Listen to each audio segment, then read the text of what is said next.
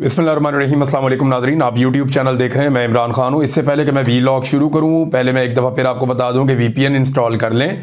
आपको हमारी वीडियो कुछ दिनों में बिल्कुल ही देखने के लिए नहीं मिलेगी पाकिस्तान में, और डिफरेंट तरीक़ों से इसकी रीच को कम किया जा रहा है और रोका जा रहा है कि आप ये वीडियो ना देख सकें। और भी मेरे दोस्त हैं, उनकी वीडियोज़ भी अगर आपने देखनी है या आप चाहते हैं कि वो इख्तलाफी आवाज़ें जिन्हें पाकिस्तान की एस्टेब्लिशमेंट या पाकिस्तान की जाली फार्म 47 की हुकूमत जिन आवाज़ों को कुचलना चाहती है, वो नहीं चाहते कि वो आवाज़ें आप तक पहुँचें। अगर आप वो आवाज़ें सुनना चाहते हैं तो ज़रा वीपीएन इंस्टॉल कर लें, और ये मुफ्त में आपको मिल जाते हैं। फ्री वाला वीपीएन कोई भी आप इंस्टॉल करें अपने फ़ोन में, और अगर आप ख़ुद नहीं कर सकते किसी दोस्त को कहें, वो आपको इंस्टॉल कर देगा। ये एक एप्लीकेशन के ज़रिए से ऐप स्टोर पर जाके हो जाता है, मसला ही कोई नहीं है। तो फिर आप हमारी वीडियोस देख पाएंगे। एक दफ़ा फिर मैंने आपसे गुजारिश की।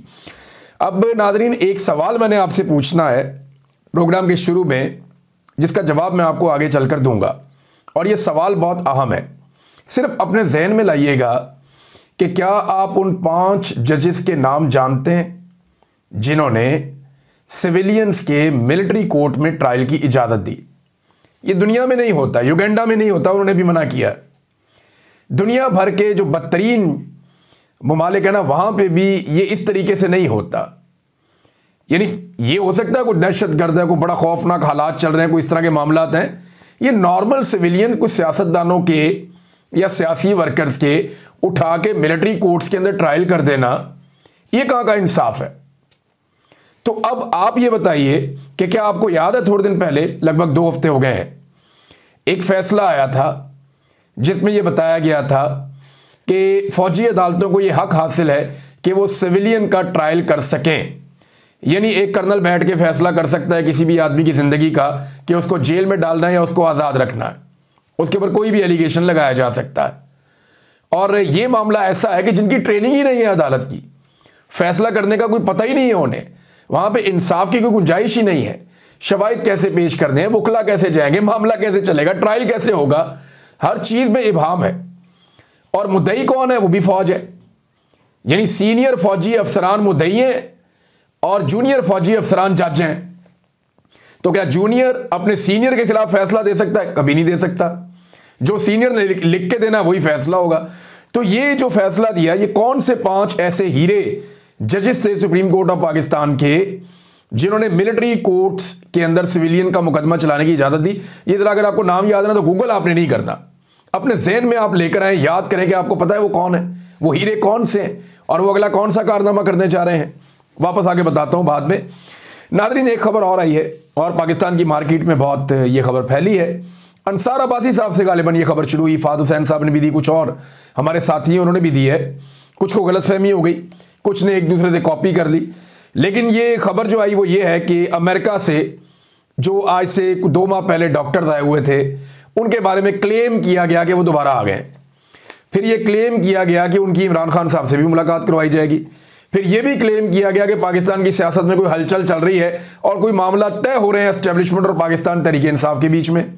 और फिर ये भी क्लेम किया गया कि इसके नतीजे में इमरान खान साहब जेल से बाहर भी। अब ये कहानियां मार्केट में लाई गई। थोड़े दिन पहले एक और कहानी भी आई थी, अब ये वाली एक। अच्छा, इसमें जो डॉक्टर आए थे ना पाकिस्तान, उनमें 3 डॉक्टर्स थे और उनके साथ बाकी वो बिजनेसमैन भी था एक। तो डॉक्टर उस्मान थे, डॉक्टर सायरा बिलाल थी और डॉक्टर मुनीर थे।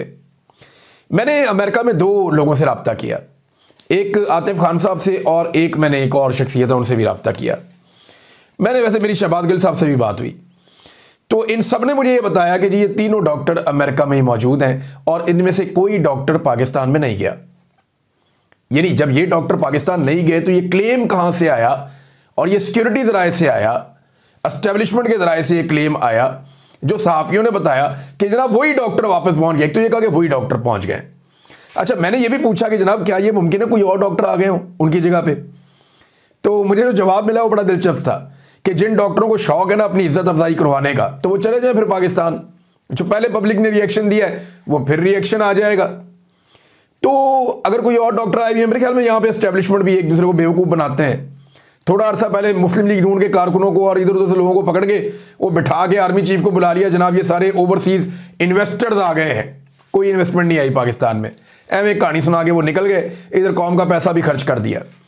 अब हो सकता है कोई दोबारा कहानी दी गई हो कि जनाब हमने फिर डॉक्टर बुला लिए, पता नहीं कौन से कोई नून लीग के डॉक्टर ना बुला लिए हो, लेकिन इमरान खान साहब से कौन मिलेगा और उनसे क्या बात करेगा ये तो पता चल जाएगा आने वाले वक्त में। लेकिन इन डॉक्टरों के बारे में ये अभी कि पाकिस्तान में कोई सियासी हलचल हो रही है, तो असल कहानी ये है कि इन डॉक्टरों के बारे में क्लेम किया गया अमेरिका से, जिन शख्सियात ने किया मैंने आपको बता भी दिया कि डॉक्टर उस्मान, डॉक्टर सायरा बिलाल और doctor Munir they are still in America, वो पाकिस्तान नहीं आए।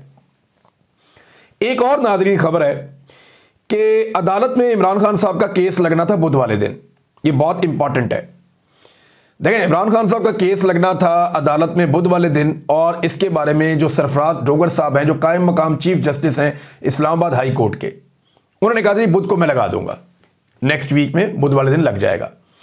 ये बात उन्होंने शेख वकास अकरम साहब के बकौल की थी 3 लोगों को, और ये वैसे भी ये खबर ज़बान ज़द आम है कि 3 लोगों को उन्होंने कहा था।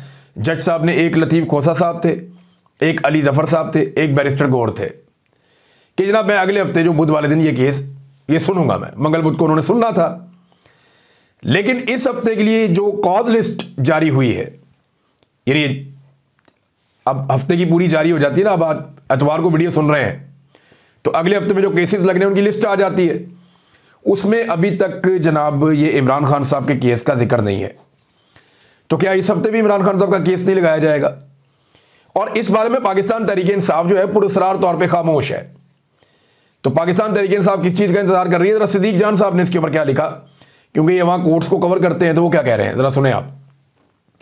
इमरान खान की अलकादर केस में सजा के खिलाफ अपील जनवरी के महीने से, अब ये मई खत्म होने वाला है। इस्लामाबाद हाई कोर्ट में ज़ेर इल्तवा इमरान खान की बहनों और पार्टी के दबाव के बाद बिलाखिर 15 मई को पहली समाअत हुई। 15 मई बरोज़ जुमेरात को कायम मकाम चीफ जस्टिस सरफराज डोगर ने केस की अगली समाअत 21 मई बरोज़ बुध को करने का इंदिया दिया, लेकिन केस ना लगाया। पीटीआई की लीगल टीम ने चीफ जस्टिस से 21 मई बरोज़ बुध को मुलाकात की, तो उन्होंने सोमवार 26 मई से शुरू होने वाले हफ्ते में केस लगाने की यकीन दहानी करवा दी कि ना मैं अगले हफ्ते लगा दूंगा, बेफिक्र हो जाओ। बुध वाले दिन उन्होंने ये बात की थी। अब अगले हफ्ते की कॉज लिस्ट जारी हो चुकी है, लेकिन इसमें इमरान खान की सजा मुअत्तली का केस समाअत के लिए मुकर्रर नहीं हुआ। हैरानकुन तौर पर पाकिस्तान तहरीक इंसाफ के 98% MNAs, MPAs, senators, ticket holders, वकला और लीडर्स के ट्विटर अकाउंट इस मामले पर मुकम्मल खामोश हैं। पीटीआई के लिए इस वक्त सबसे अहमियत का मामला इमरान खान की रिहाई है और सबसे अहम केस यही है। इसी तरह 9 मई केस की जमानतों के केस में भी जस्टिस शहबाज रिजवी तारीख पर तारीख दे रहे हैं वो लाहौर में, और एक बार फिर बेंच टूट चुका है। लेकिन पीटीआई इस इशू को बड़ा इशू नहीं बना सकी और ऐसे इमरान खान साहब को रिहा करवाएंगे। अब ये तहरीक इंसाफ के अंदर बड़ा रोला पड़ा हुआ है। वहां पार्टी के जो लोग हैं या इमरान खान साहब के करीबी लोग हैं, वो ये कह रहे हैं पार्टी को रोला डालो भाई, क्या हो गया आपको, शोर मचाएं, अब केस ही नहीं लग रहा है इमरान खान का, इकट्ठे होकर जाओ अदालत में, लाहौर हाई कोर्ट में, इस्लामाबाद में, उन्हें बोले केस लगाएं, आधे घंटे में इमरान खान की बेल होती है, उसको बाहर निकालो। लेकिन यहां पे केस लग ही नहीं रहा। ऐसा लगता है कि शायद जो तहरीक इंसाफ की क़यादत के कुछ लोग हैं वो गर्मियों की छुट्टियों का इंतजार कर रहे हैं कि जजेस गर्मियों की छुट्टियों पे चले जाएं, फिर छुट्टियों के बाद आराम से इमरान खान साहब के केसेस लगेंगे। अच्छा, वैसे हैरत की बात नहीं है कि पाकिस्तान में जजेस गर्मियों की छुट्टियों पे जाते हैं। ये रवायत रखी थी इंग्लैंड के जजेस ने, जब अंग्रेज आया हुआ था ना पाकिस्तान में, ये इंडिया पाकिस्तान इकट्ठा ही होता था, तो अंग्रेज के दौर में उन्हें गर्मी बहुत लगती थी, वो ठंडे इलाकों से आए हुए थे, तो वो फिर गर्मियों की छुट्टियां लंबी ले लेते थे। उनका अपना एक तरीकाकार है काम करने का, लेकिन अपने मुल्क में तो वो ऐसे नहीं करते। ये इलाका बहुत गर्म था, यहाँ वो गर्मियों की छुट्टियां ले लेते थे। अब या तो स्कूल के बच्चों की छुट्टियां होती हैं गर्मियों में, या हमारे जजों की होती हैं। ब्यूरोक्रेट बेचारे वो भी काम करते रहते हैं, पुलिस वाले वो भी काम करते रहते हैं, ट्रैफिक वार्डन जून जुलाई के अंदर गर्मी के अंदर सड़कों पे खड़े होकर काम करते रहते हैं, सहाफ़ी तपते मौसम के काम करते रहते हैं, जो फौजी हैं बेचारे बॉर्डरों पे खड़े रहते हैं। जंगों यानी गर्मियों की छुट्टियों में जंग भी हो सकती है, उसकी छुट्टी नहीं है। बेशुमार काम गर्मियों की छुट्टियों में हो सकते हैं, लेकिन जज छुट्टियों पे जरूर जाते हैं पाकिस्तान में। ये इनके लिए देखें कैसी सहूलत पैदा की है इस निज़ाम ने। भाई अगर जज की छुट्टियां रखनी है तो हर जज को साल की छुट्टियां बता दें कि जनाब आप में साल की इतनी छुट्टियां हैं, वो उसका ये तरीकाकार है, आप ये छुट्टियां ले सकते हैं, इकट्ठी ऐसे ले सकते हैं, अलग अलग ऐसे ले सकते हैं। ये गर्मियों की छुट्टियों के बहाने पूरी पूरी अदालतें बंद कर देना, ये कहां का इंसाफ है? ये अंग्रेज जज तो नहीं बैठे हुए, इसी खित्ते में पल के बड़े हुए हैं। यहीं पे अगर जज के अलावा कोई और काम कर रहे होते तो आप काम कर रहे होते। मजदूर मजदूरी करने जाएगा, किसान जो है वो मेहनत करने के लिए जाएगा, हर बंदा अपना काम करेगा, तमाम लोग अपने दफातर में जाएंगे, खवातीन घर के किचन के अंदर फिर भी काम करती रहेंगी, लेकिन जज छुट्टियों पे चले जाएंगे। इस निज़ाम को तब्दील करना पड़ेगा अगर आपको पाकिस्तान के बुनियादी ढांचे को बेहतर करना है तो, और ख़ास तौर पे अदलिया के बुनियादी ढांचे को। तो नाज़रीन, एक खबर मैंने आपको दी थी, एक और खबर है कि जुनैद अकबर साहब 17 तारीख से मुबैना तौर पे मुल्क में मौजूद नहीं है। वो मुल्क से बाहर चले गए। इत्तेहाद एयरलाइन की 303 कोई एयरलाइन थी, फ़्लाइट थी, इत्तेहाद एयरलाइन, वहाँ से वो गए थे दुबई, और दुबई से ऑस्ट्रेलिया मुबैना तौर पे वो गए। और इस बीच में उन्हें आना था अदालत में अपने साथियों को लेकर, वो नहीं आए अपनी कमिटमेंट के मुताबिक। लेकिन मेरी इत्तला के मुताबिक शायद वो पाकिस्तान वापस पहुँच गए। अभी कन्फर्मेशन नहीं है, लेकिन शायद वो पहुँच गए। लेकिन एक हफ्ते से ज़्यादा वक्त उन्होंने पाकिस्तान से बाहर गुजारा। और याद रखिए, कोई बहुत ज़रूरी काम नहीं है। ये अरकान असम्बली के दौरे वैसे करवाए जाते हैं, ओब्लाइज किया जाता है इन्हें कि इनको इधर भेज दो, एक बना के इधर भेज दो, कोई चाइना भिजवा देते हैं, कोई यूरोप चले जाते हैं, कोई ऑस्ट्रेलिया चले जाते हैं। तो ये ट्रिप लगते रहते हैं साल में, और इसमें ओब्लाइज किया जाता है अरकान असम्बली को। ये अरकान असम्बली वहाँ जाकर क्या करते हैं, हमारे बहुत सारे दोस्त हैं वो हमें बताते रहे जनाब सैर सपाटा ही होता है और तो होता कोई नहीं है। सीधी सी बात है, जो अहम तरीन मीटिंग्स होती हैं वो किसी और लेवल पे हो रही होती हैं। बहरहाल ये जुनैद अकबर साहब गए थे। अब क्योंकि ड्रोन्स के खिलाफ जो है वो एक एहतजाज करना है, पाकिस्तान तहरीक इंसाफ ने पीर की तारीख 26 दी हुई थी, तो मेरे ख्याल में आज के दिन आ जाएंगे या आ गए होंगे, ताकि 26 का जो एहतजाज है ड्रोन के खिलाफ वो पाकिस्तान तहरीक इंसाफ भरपूर अंदाज में करे। मैं ये सोच रहा था ये एहतजाज हफ्ते को या एतवार को क्यों नहीं हो रहा, अब मुझे कुछ चीज़ें समझ आ रही हैं। बहरहाल इमरान खान साहब की चॉइस है, और जुनैद अकबर साहब ने जो है वो अभी तक उनका कोई टेस्ट आया नहीं है। अभी तक जुनैद अकबर साहब ने पब्लिक अकाउंट कमेटी के अंदर कोई बड़ा मामला नहीं उठाया। देखिए ना, वो एक मामला आया था ना, अहमद नूरानी की स्टोरी, उसके अंदर से वो उठा सकते थे एक खातून जिनके बारे में बताया गया कि वो आर्मी चीफ की कज़न है, और उनके बारे में बताया गया कि उन्हें आउट ऑफ द वे जाके बहुत ऑब्लाइज किया गया। ये मामला जुनैद अकबर साहब उठा सकते थे, उन्होंने नहीं उठाया। मेरे साथ उनकी बात हुई थी, उन्होंने कहा था मैं उठाऊंगा, लेकिन उन्होंने ये मामला नहीं उठाया। उसके बाद अभी तक कोई बड़ा इम्तिहान उनके सामने नहीं आया जिसमें एहतजाज, प्रोटेस्ट या ऐसी कोई चीज़ें हों। बहरहाल मेरे ख्याल में अली अमीन गंडापुर साहब इमरान खान साहब को मिले, उन्होंने ज़रूर बताया होगा इमरान खान को कि जुनैद अकबर साहब पाकिस्तान से बाहर चले गए हैं और वो पाकिस्तान में मौजूद नहीं है। तो अब ड्रोन के ऊपर जो एहतजाज करेंगे तो देखते हैं, क्योंकि खैबर पख्तूनख्वा में अभी तक उन्होंने जितने प्रोग्राम किए हैं वो किए हैं। वो पंजाब में या इधर इस्लामाबाद में अभी तक जुनैद अकबर साहब कोई तहरीक लेकर या कोई बड़ा एहतजाज लेकर अभी तक इस तरफ नहीं चले। अली अमीन गंडापुर साहब तो अधूरा छोड़ देते हैं चीज़ों को, लेकिन जुनैद अकबर साहब का अभी तक कोई बड़ा इम्तिहान हुआ नहीं। सिंध में इमरान खान साहब की रिहाई के हवाले से एक बड़ी तहरीक चल रही है, और फिरदौस शमीम नकवी साहब बार बार गिरफ्तार हुए, उनके बहुत सारे साथी गिरफ्तार हुए, लेकिन लोगों का जोश ये बता रहा है कि इमरान खान को आज़ाद करवाने के लिए जो बड़ी तगड़ी तहरीक इस वक्त चल रही है वो सिंध में भी चल रही है, और लोग बड़े ज़ोर शोर से आगे बढ़ रहे हैं। दूसरा, सिंध के अंदर अवाम में वैसे ही बहुत गुस्सा है मोरू वाले वाक़े पे, और जिस तरीके से जरदारी साहब ने या बिलावल ने सौदा किया सिंध के पानी का, दरिया सिंध के पानी का 6 नहरों के ज़रिए कि नहरें बनाकर आप फौरी तौर पे सिंध का पानी मोड़ के चोलिस्तान में ले जाएं, तो उसमें सिंध के अवाम, वहाँ के जो हारी हैं वो बहुत बहुत नाराज़ हैं। तो जिस पानी के ऊपर पीपल्स पार्टी ने हमेशा सियासत की है वही पानी उनकी जड़ों में बैठ गया, और आज उसी पानी की वजह से उनकी सियासत तबाही के दहाने पर खड़ी है। सिंध में जो है वो अवाम और पुलिस कई जगहों पे आमने सामने है, बहुत ज़्यादा लाठी चार्ज और पथराव हुआ है, और पीपल्स पार्टी वालों ने जो गोलियां चलाई उनमें कुछ लोग शहीद हुए हैं। लाश भी एक पुलिस ने अपने कब्जे में ले ली थी, और पुलिस बी टीम बन गई पाकिस्तान पीपल्स पार्टी की, जिसकी वजह से फिर जो आम आवाम है वो बहुत गुस्से में आ गई, और फिर वो जिस तरह भड़के हैं, बार बार पुलिस ऑपरेशन करती है, दूसरी तरफ से एहतजाज होता है। तो ये सिंध में हालात हैं। बलूचिस्तान में सालार काकड़ का नौजवानों ने शानदार इस्तकबाल किया, और कोयटा तक बलूचिस्तान के नौजवानों ने एक तारीख बनाई है सालार काकड़ के इस्तकबाल की। देखिए, सालार काकड़ हों, सद्दाम तरीन हों, ये वो लोग हैं जिनकी वजह से पाकिस्तानी नौजवानों को, ख़ासतौर पर जो बलोच नौजवान हैं, उन्हें जमहूरियत के ऊपर कुछ यकीन बाकी है, और वो जमहूरी अंदाज में अपना हक मांगने का हौसला कर रहे हैं, और उनकी उम्मीद टूटी नहीं है।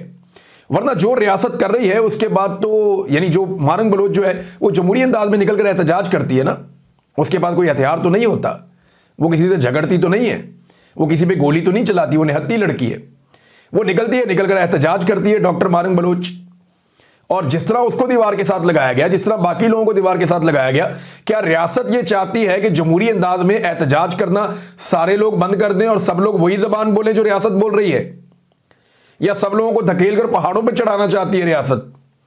मेरे ख्याल में होश के नाखून लेने चाहिए, क्योंकि जिसके हाथ में डंडा होता है उसकी अकल भी उतनी होती है। जिसके हाथ में हथौड़ा होता है उसे हर मसला कील की तरह नजर आता है। जब हाथ में बंदूक हो तो दिमाग गर्म ही रहता है। लिहाजा जो सियासतदान है वो ठंडे दिमाग से इस मसले को हल करे। फौज के अंदर ये काबिलियत, सलाहियत और अहलियत नहीं है कि वो सियासी नौयत के हसास मामलात और महरूमियां दूर करने के मामला जो है वो बलूचिस्तान जैसे इलाके के अंदर अपने हाथ में लेकर उनको दुरुस्त तरीके से ठीक कर सके। नहीं कर पाएंगे, कैपेसिटी नहीं है। ये कैपेसिटी सियासतदानों में है। तो मारक बलोच जैसे लोगों को, मंजूर पश्तीन जैसे लोगों को, इनको मजीद दीवार के साथ ना लगाएं। इनके गिले शिकवे सुन लें, इनकी बातें बर्दाश्त कर लें और इनके साथ बैठकर बात करें, कोई मसले का हल निकालें। आज नहीं तो कल आपको यह निकालना पड़ेगा।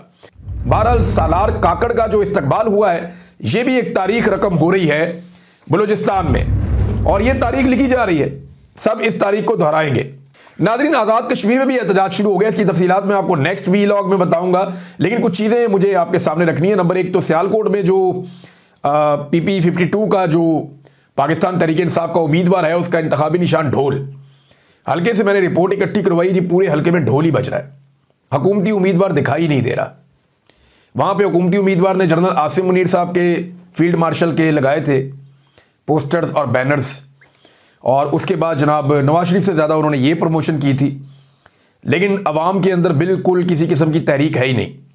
तहरीक-ए-इंसाफ का जो हमायत याफ्ता उम्मीदवार है, जिसके बाद ढोल का इंतखाबी निशान है, उसी की कंपेन नज़र आ रही है। मगर देखें, सरकार के पास जाली फॉर्म 47 भी होता है, जाली फॉर्म 45 भी होता है, और 100 हथकंडे होते हैं कि एंड में नतीजा इन्होंने अनाउंस करना है, इलेक्शन कमीशन ने, तो तहरीक-ए-इंसाफ के हक में अनाउंस करे, ये बहुत मुश्किल दिखाई देता है। ऐसा होता नहीं है। नाज़रीन, दो चीज़ें DGISPR की बड़ी वायरल हो गई हैं आज के दिन में। ये दोनों चीज़ें मैं आपके सामने रख देता हूं। नंबर एक जो चीज़ वायरल हुई वो ये कि DGISPR ने कहा कि तुम पानी बंद करोगे, हम सांस बंद कर देंगे। वैसे इंडिया की आर्मी की तरफ से कभी किसी ने ऐसा बयान नहीं दिया। बड़े जज्बाती अंदाज में उन्होंने स्टेटमेंट दिया, नौजवानों ने बड़ा शोर शोर मचाया, लेकिन ये एक पॉलिटिकल नौयत का स्टेटमेंट है। ये सियासतदान देते हैं। यानी ये बयान पहले दिया था, नकल किया DGISPR ने। ये बयान था हनीफ अब्बासी का, उन्होंने ये बयान दिया था पहले, और इसको नकल किया DGISPR ने, लेकिन जचा नहीं। अब क्योंकि यूनिफॉर्म्ड ऑफिसर है ना, तो वो इस तरह की जुबान और इस तरह का लहजा वो मुनासिब नहीं लगता। अब मैदान जंग के अंदर वहां पे अच्छे लगते हैं। ये काम पॉलिटिकल लोगों का, सिविलियंस का है, वो अपनी बात कर सकते हैं। और इसके बाद नाजरीन, ये स्टेटमेंट तो मौजूद है, लेकिन इसके बावजूद जो पाकिस्तानी मीडिया रिपोर्ट कर रहा है, पाकिस्तानी मीडिया रिपोर्ट्स के मुताबिक किशनगंगा डैम से पाकिस्तान का पानी भारत ने बंद कर दिया है, और बहुत बड़ी मिकदार पानी की पाकिस्तान की रोक दी है भारत ने। तो अब उन्होंने पानी तो बंद कर दिया, अब सांस कैसे बंद करेंगे या कैसे रोक देंगे, ये अब हमें देखना पड़ेगा कि पाकिस्तान अपना पानी भारत से ज़बरदस्ती कैसे खुलवाता, और खुलवाना चाहिए। देखें, हमारा पानी है, हमारा हक है, उसे बंद नहीं किया जा सकता। इसको एक्ट ऑफ वॉर समझा जाएगा। ये बात इसहाक डार साहब ने कही थी, और उन्होंने ये दुरुस्त बात कही थी कि जब आलमी सतह पे वायदा हो चुका है ये पानी हमारा है, और जो पानी आपको दिया वो भी आप डिकार गए, और जो पानी हमारा है उसको भी आप रोक लेंगे, तो ये नामुनासिब बात है और बैनुल-अक़वामी मुआहदे की खिलाफ वर्जी है। तो इस पे पाकिस्तान अपना हक रखता है जवाबी कार्रवाई का, और अगर ये पाकिस्तान को जोर के बलबूते पे करना पड़े तब भी पाकिस्तान को ये करना होगा। लेकिन कब करेगा ये फैसला तो बहरहाल पाकिस्तान की हुकूमत ने करना है और फौज को हुक्म देना है। तो देखते हैं कि वो फिर उसके बाद क्या करते हैं। नाज़रीन, लोगों ने DGISPR और मरियम नवाज की तकरीरें निकाल के आमने सामने लगा दी हैं। लेकिन जब पॉलिटिकल पार्टी अपोजिशन में होती है ना, तो उन्हें लापता अफराद का मसला पाकिस्तान का एक बहुत बड़ा मसला लगता है। वो लापता अफराद के पास जाते हैं, उनके साथ बैठ के तकारीर करते हैं, और इसकी बुनियाद पे वो एस्टेब्लिशमेंट को ब्लैकमेल करते हैं, और फिर एस्टेब्लिशमेंट को कहते हैं देखो अगर हमारे साथ बात करोगे तो फिर हम ये बातें करना बंद कर देंगे। फिर वो जूते पॉलिश करते हैं और एस्टेब्लिशमेंट उनको अपने जूते दे देती है, और फिर उसके बाद वो कभी इसके बारे में बात ही नहीं करते। लेकिन पाकिस्तान तहरीक-ए-इंसाफ का जो सोशल मीडिया है वो बड़ा चालाक है, वो बड़ा ही तेज़ है, इनसे बचना बहुत मुश्किल है। तो हुआ ये कि DGISPR ने जो कुछ भी बलूचिस्तान के खिलाफ बोला, मारंग बलूच के खिलाफ बोला, मरियम नवाज की पुरानी तकरीर निकाल के इसके साथ जोड़ दी पाकिस्तान तहरीक। और ऐसे लग रहा है जैसे एक तरफ DGISPR बोल रहे हैं, मरियम जवाब दे रही, वो बोल रहे हैं, मरियम जवाब दे रही। तो ये बड़ा इंटरेस्टिंग किस्म का एक वो क्लिप बना के सोशल मीडिया पे वायरल कर दिया है। और वो लग रहा है। और एक चीज़ और नाज़रीन मैं आपको बताना चाहता हूँ, ये मुझे ऐसा लगता है, मेरा तज्जिया, लेकिन आखिर में मैंने आपको एक चीज़ कहा था, मैं आपको बताऊंगा। कुछ लोग जानबूझ के ना आर्मी चीफ साहब की गेम बिला वजह उठाते रहते हैं, फील्ड मार्शल की बिला वजह गेम उठाते रहते हैं गैर ज़रूरी तौर पर। और मुझे लगता है वो जानबूझ कर करते हैं ताकि लोगों का रद्द अमल आए और फिर वो लोगों को और फौज को एक दूसरे से दूर करें और इस तरह इमरान खान और फौज की लड़ाई को लंबा करके PMLN के इक़्तिदार को तूल देने की कोशिश करें कि जरा फौज को डरा के रखो। पाकिस्तान तरीके इंसाफ से, फौज तो नहीं, मिलिट्री क़यादत की बात कर रहा हूं मैं, कि फौजी क़यादत को पाकिस्तान तरीके इंसाफ से खौफजदा करके रखो, डरा के रखो कि इमरान खान आपको नहीं छोड़ेगा, लिहाजा इनके बीच में लड़ाई करवाओ और अपने इक़्तिदार को तूल दो। और इसमें कुछ दानश्वर इस्तेमाल भी होते हैं, जरा गौर कीजिएगा इस बात पे। मैंने आपसे पूछा था कि आप उन जजों को जानते हैं जिन्होंने मिलिट्री कोर्ट्स को जायज़ करार दिया था कि सिविलियन का वहां पे ट्रायल किया जाए, तो जरा नाम सुनिए 5 हीरों का। जस्टिस अमीनुद्दीन खान, जस्टिस मोहम्मद अली मजहर, जस्टिस मुसर्रत हलाली, जस्टिस हसन अजहर रिजवी, तस्वीरें भी आप देख रहे हैं साथ, और जस्टिस शाहिद वहीद। ये मेरी बात आप याद रखिएगा कि जब भी नाइंसाफ़ी होती है ना, और आप नाइंसाफ़ी करने वाले को एक्सपोज नहीं करते, तो फिर वो नाइंसाफ़ी करता चला जाता है, उसे आसानी लगती है। अब यही जजेस जो हैं मखसूस नशिस्तों का फैसला भी पाकिस्तान तरीके इंसाफ के खिलाफ देने जा रहे हैं, क्योंकि इस मामले पे जो इतना गंभीर मामला था, जंग के अंदर सारी कौम अंगेज हो गई और किसी ने तवज्जो नहीं दी कि मिलिट्री कोर्ट्स वाले मामले में किन जजेस ने कितनी बड़ी तारीखी ज्यादती कर दी है। तो ये जो 5 जजेस हैं, इनका नाम याद रखना आपने। इन्होंने पाकिस्तान के साथ कत्ल किया इंसाफ का पाकिस्तान में। जस्टिस अमीनुद्दीन खान, जस्टिस मोहम्मद अली मजहर, जस्टिस मुसर्रत हलाली, जस्टिस हसन अजहर रिजवी, जस्टिस शाहिद वहीद। और इन जजों का नाम आपको जानना चाहिए और आपको इंसाफ के लिए आवाज़ उठानी चाहिए नाइंसाफ़ी के खिलाफ, वरना फिर नाइंसाफ़ी का सिलसिला जो है वो ऐसे ही जारी रहेगा। अब तक इतने, अपना ख्याल रखिएगा, अपने चैनल का भी। अल्लाह हाफ़िज़।